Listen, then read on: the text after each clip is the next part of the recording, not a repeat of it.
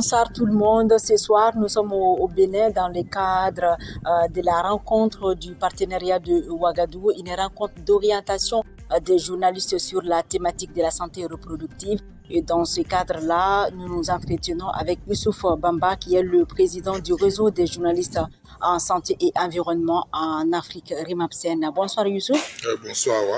Vos premières impressions par rapport à une telle rencontre où on se retrouve autour de la santé notamment? Je crois que c'est une excellente opportunité pour les journalistes que nous sommes. Voilà, vous savez, nous sommes des journalistes et les journalistes ont besoin de matière. On n'a pas souvent la matière. Et cette opportunité que nous offre le PO, le partenaire de Ouaga, nous devons pouvoir saisir cette opportunité et c'est toujours bon de même leur demander de multiplier ces choses. Parce que nous sommes les journalistes, on n'apprend pas ces choses à l'école de journalisme. Donc si on n'a pas eu de formation comme ça, nous serons juste là en train de diffuser des rumeurs sans qui ne se basent sur aucune connaissance. Donc moi je remercie le PO pour cette opportunité. Je demande aux journalistes de vouloir vraiment bien profiter des enseignements qui ont été donnés ici. L'accent a été mis cette fois-ci sur la recherche de données ou l'accès des journalistes. Est-ce que c'était une thématique assez cruciale où il fallait remobiliser les journalistes autour de ça? Ah ben oui, bien sûr. On ne peut pas changer les choses si on n'a pas la situation. Et les recherches nous permettent d'avoir la situation. Donc, les chercheurs sont à féliciter. Voilà, donc si nos gouvernants doivent s'appuyer sur un certain nombre d'éléments, c'est la recherche qui peut nous donner. Maintenant, souvent, le grand problème de ça, souvent les gens font des recherches, mais les recherches sont dans les tiroirs, c'est dans les académies. Le temps du journaliste est différent du temps du chercheur, peut-être. Voilà, c'est ça. Nous, on va essayer de disséquer ça pour le rendre beaucoup plus consommable pour les populations, parce que les chercheurs sont des grands intellectuels, mais leurs propos n'acceptent pas toujours aux populations.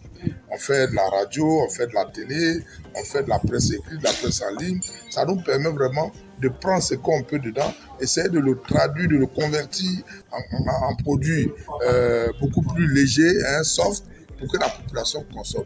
Ça sera meilleur parce qu'au moins tout le monde sera fait. Même nos dirigeants, ils n'ont pas souvent la lecture de la recherche. Les chercheurs ont leur langage. Voilà. Et si on fait des débats, on fait des émissions avec ça, je pense que ça peut interpeller tout le monde. C'est une très très bonne chose et je félicite les chercheurs. Et c'est une occasion aussi de réseautage aussi et d'implication des membres du RIMAPSEN au cœur de cette thématique. Bien entendu, tu as vu que sans le vouloir, nous étions nombreux ici. Voilà, c'est vrai que j'ai été invité personnellement, mais il y avait quand même plusieurs journalistes membres du RIMAPSEN, que ce soit en Mauritanie, que ce soit au Burkina et d'autres pays.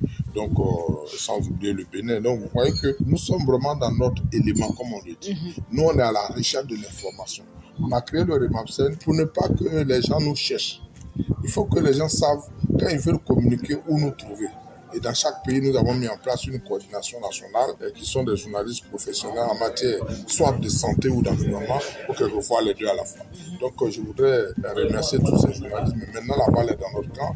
Il faut faire des productions, il faut aller vers les populations pour essayer de leur dire ce que nous avons. L'accent a été mis aussi sur l'adaptation des journalistes par rapport à l'intelligence artificielle aussi. Ah oui, écoutez, l'intelligence artificielle... Pour moi, c'était la grande satisfaction parce que pour les choses qu'on nous a données, on en a plus ou moins entendu parler. Mais l'intelligence artificielle, surtout, nous encore, c'est bon. Mais nous sommes de la vieille école. On en a peur. On nous dit, bon, est-ce que c'est pas pour remplacer les journalistes? On a compris vraiment avec les enseignements qui ont été donnés que c'est pas de ça qu'il s'agit. Il s'agit souvent d'accompagner le journaliste à être plus efficace, plus rapide, plus prompt à donner l'information. Effectivement, moi, je suis d'accord avec ça. Parce que souvent, bien entendu aussi, il faut vérifier.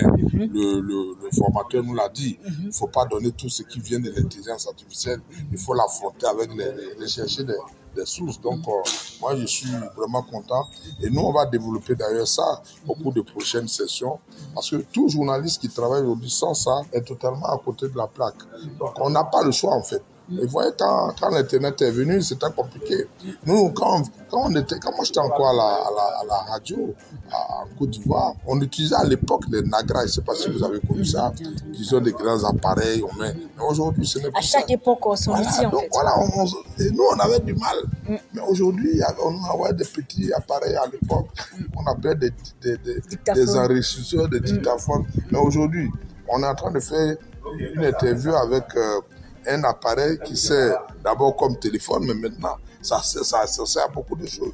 Donc, si on ne s'adapte pas, on va être noyés nous-mêmes. Donc, moi, je voudrais encourager tous les journalistes à s'intéresser à l'intelligence artificielle. Merci Youssouf. C'est sur ces mots que nous allons clôturer l'entretien. Merci. Je rappelle que nous étions avec Youssouf Bamba, président du REMAPSEN, Réseau africain des journalistes en santé et environnement. Merci. Merci à vous.